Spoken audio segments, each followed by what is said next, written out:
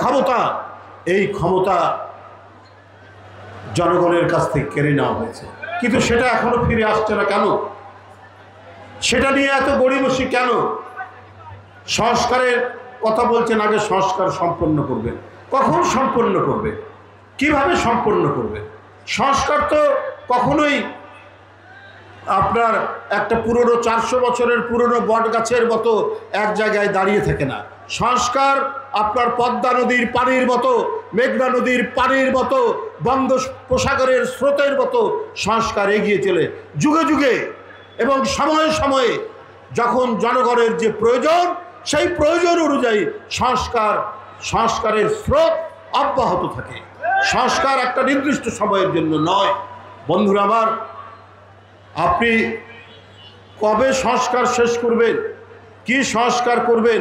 এই যে সংস্কারের কথা বলছেন, কমিশন করেছেন, রাজনৈতিক দলের সাথে ঐক্যবদ্ধ হবে, সেটা কবে হবে? সেইটা কবে হবে সেই কথা তো আপনি কিছু বলছেন না। মানে বিয়ে বাড়িতে বউ সাজিয়ে গুজিয়ে তাকে মানে পালঙের মধ্যে বসিয়ে রাখা হয়েছে, বড় চলে এসছে, কিন্তু এখনো বিয়ে বাড়ির খাবার নাকি রান্না হয়নি। এটা কখন রান্না হবে আর কখন বিয়ে সম্পাদন হবে? এটা আজকে সবচাইতে বড় প্রশ্ন।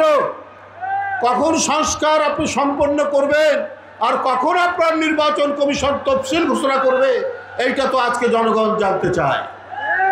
বন্ধুরা আমার, তাই আমি বলতে চাই, আজকের যে অবস্থা, আজকের যে পরিস্থিতি, এই পরিস্থিতিতে এখনো আপনারা দেখছেন যে নির্বাচিত সরকার থাকলে যে কাজগুলো করতে পারত, সেই কাজগুলো আটকে আছে। শেয়ার বাজার অত্যন্ত নাজুক অবস্থা, নিত্য প্রয়োজনীয় জিনিসের দাম হু হু করে বাড়ছে, কোরবানির আগে মশলার দাম বেড়ে গেছে। এটা কেন? আজকে জবাবদিহিমূলক সরকার আসলে পরে এই এই এই কাজটা কি বলে, এই কাজগুলো করতো নির্বাচিত সরকার, এই কাজগুলো তারা করতে পারছে না।